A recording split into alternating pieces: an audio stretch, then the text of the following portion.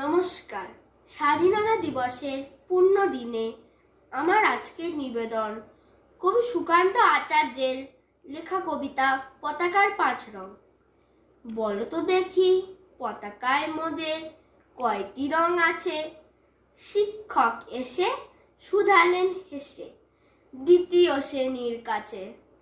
একসাথে মিলে সব ছেলে বলে চিৎকার করে জোরে, 3টি বর্ণ রয়েছে রাঙানো জাতীয় পতাকা জুড়ে।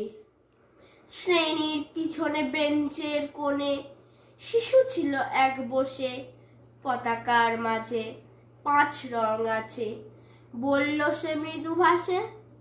কথাটা শুনে বাকি শিশুগণে হেসে খায় লুটোপুটি। শিক্ষক রেগে বললেন হেঁকে, বোঝাও কি করে 5টি? মাথা নিচু করে ভয়ার্ত স্বরে সরল শিশুটি বলে, ওপরে গেরুয়া মাঝখানে সাদা, সবুজ আছে তার তলে, আর আছে আঁকা গোলাকার চাকা, নীল রং আছে এতে।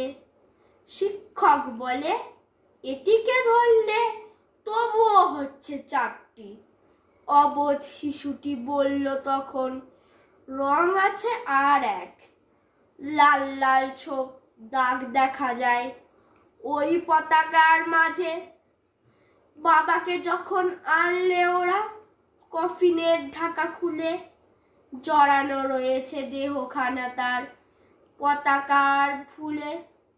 রক্তের দাগে ছিল লাল ছোপ ওই পতাকার মাঝে।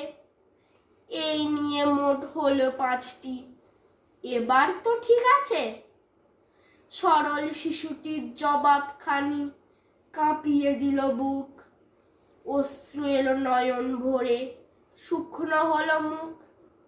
আজও যারা দেশের জন্য করছে বলিদান, স্বাধীনতার শহীদ সম তাদের অমর প্রাণ। হয়েছে স্বাধীন পেরিয়ে গেছে 70টি বছর, দেশ বাঁচাতে যাচ্ছে যে প্রাণ, রাখছি কি তার খবর? জয় হিন্দ।